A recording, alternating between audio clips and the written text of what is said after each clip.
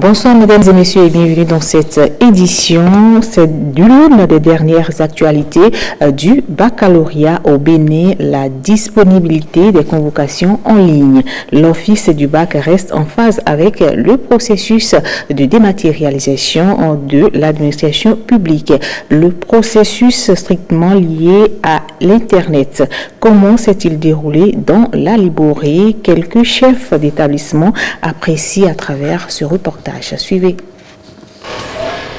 Dématérialisation de l'administration publique au Bénin, la mise en œuvre de ce pan du programme d'action du gouvernement est plus que perceptible à l'office du bac. Après l'obtention des fiches d'inscription en ligne, ce sont les convocations des candidats que les chefs d'établissement reçoivent via le serveur de l'office. Une révolution que saluent les chefs d'établissement dans le département de la Liborée. C'est une bonne chose d'abord. Le fait qu'on puisse tirer les convocations à notre niveau, c'est une très bonne chose. Je crois que c'est une bonne réforme parce que directement, ça rapproche l'office du bac dans nos collèges. C'est une mesure salvatrice, ont-ils confirmé, d'autant plus qu'elle supprime certains risques et tracasseries. L'office du bac nous envoyait les convocations et qu'on caressait et qu'on distribue aux enfants. Bon, cette fois-ci, nous les tirons ici. Nous avons cette possibilité de tirer N fois la même convocation d'abord, de voir si c'est bien ou pas. À tout moment, si le candidat égare sa convocation, soit en mesure de retirer ça et le remercier. Or, en temps, c'est l'office du bac qui devait tout faire et on attend le jour de la composition. L'opération en elle-même s'est déroulée avec succès, notifient les responsables d'établissement. Le 13, nous avons tout tiré. C'est encore là, signé déjà, et c'est gardé au frais. Pour le moment venu, nous allons les remettre aux enfants. Pour le moment, c'est avec nous parce qu'on ne peut pas leur livrer les convocations dès maintenant. Nous devons perdre ça. Et parfois même, vous leur donnez ça, vous ne pouvez pas les maîtriser. Tout a été tiré. Donc on leur a présenté les candidats pour qu'ils jettent un coup d'œil. Et après on a retiré. Donc lorsqu'on veut les libérer, on va remettre les convocations à chacun. Quelques couacs déjà résorbés sont tout de même à signaler dans des zones périurbaines du fait du manque de fiabilité du signal Internet. Nous, on n'a pas connu de difficultés, mais certains collègues annonçaient qu'ils n'ont pas pu tirer. Parfois, le serveur de l'office du bac est inaccessible. Il faut insister pour pouvoir entrer dans le serveur. C'est la seule difficulté que nous avons. À l'opposé des candidats officiels, les candidats libres procèdent déjà au retrait des dites convocations. Autre volet de l'actualité dans cette édition, 24 heures pour venir à bout des flammes à l'usine d'entreposage de coton de Niki. Les sapeurs-pompiers ont réussi à maîtriser le feu attisé par un grand vent. Reportage. Peu après-midi vendredi, les pompiers continuaient de traquer les dernières poches de feu. Plus de 125 000 litres d'eau ont été déjà utilisés. Le vent ne facilite pas les choses. La première garde est descendue avec le camion citerne d'incendie et a procédé à l'enrayement des propagations. Elle a efficacement réussi à épargner beaucoup de temps. Nous avons pu circonscrire le feu avec 4 petites lances à eau alimentées sur division alimentée. Et nous avons en même temps été maîtres du feu.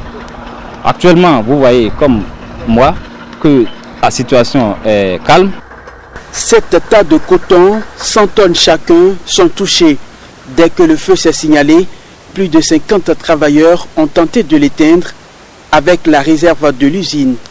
4000 mètres cubes d'eau qui n'ont pas suffi. Lorsque vous prenez un tas, le tas n'est pas entièrement calciné.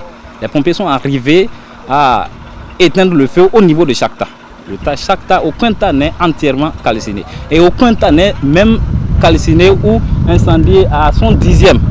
Donc tout ce que vous voyez comme noir, c'est des couches superficielles qui ont été calcinées et qui ne sont que vraiment des couches. Lorsque vous enlevez ces couches, vous voyez directement du coton qui est encore stocké en bas.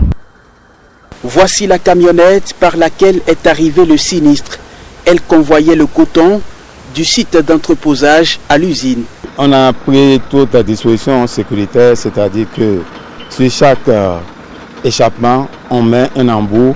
Si c'est un camion diesel, on laisse l'embout, mais si c'est essence, on ajoute un morceau de sac de jute mouillé. La chaleur étant déjà dans l'échappement, le chauffeur a constaté une fumée dans l'embout qui a contaminé déjà le sac de jute qui est au-dessus de l'embout.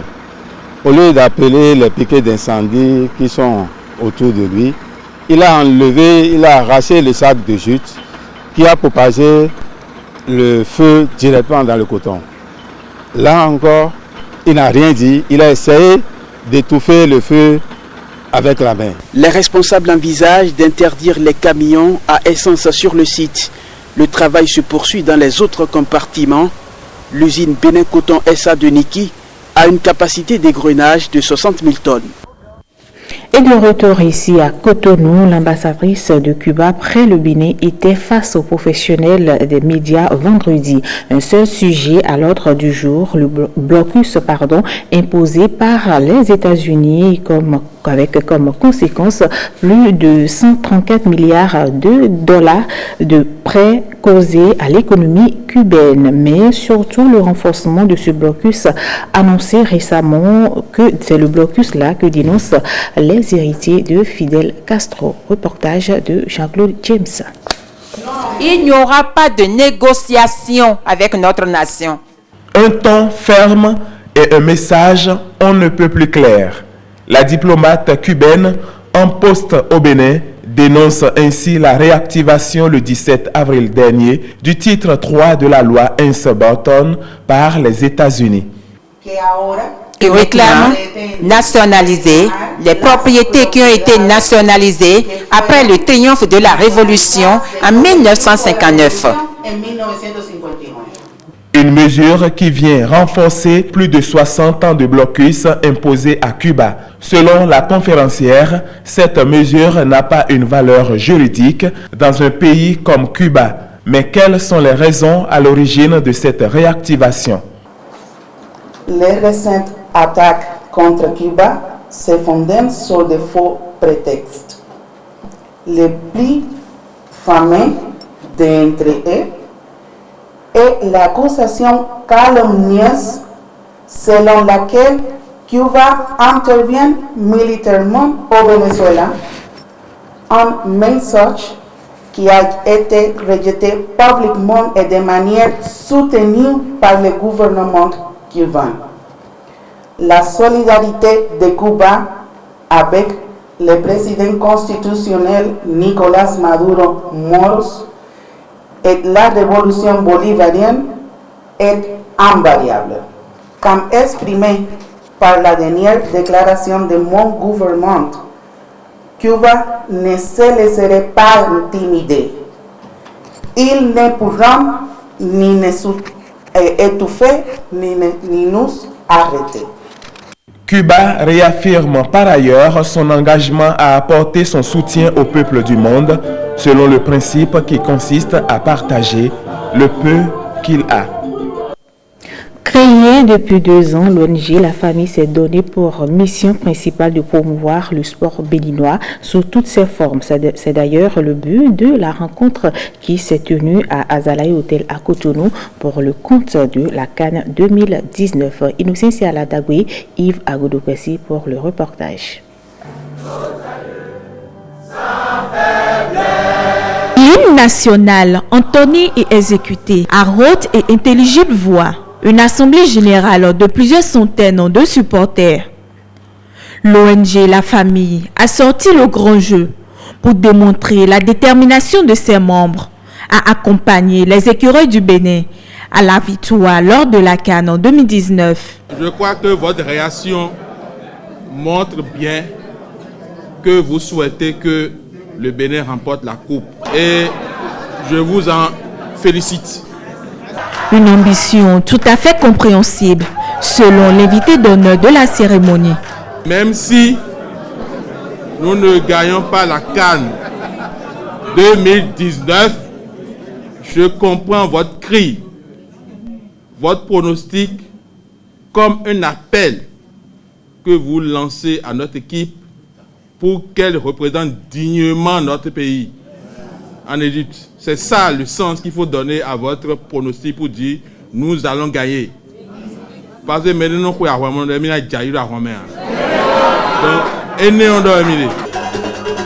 bijouer les pronostics, étonner le monde.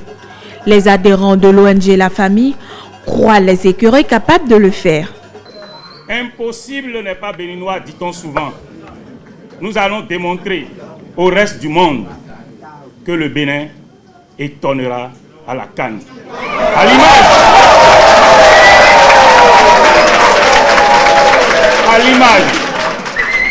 À l'image de ce qui s'est passé à la Champions League cette année, le Bénin étonnera en Égypte. Quoi de mieux pour atteindre cet objectif que de se référer aux victoires du passé, de recourir aux forces profondes du Bénin et de saluer l'accompagnement du chef de l'État.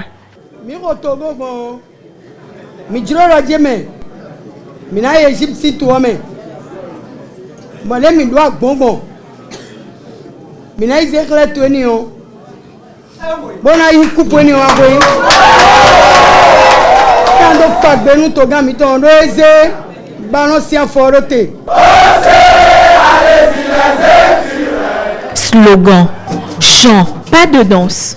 Les écureuils du Bénin peuvent se rassurer.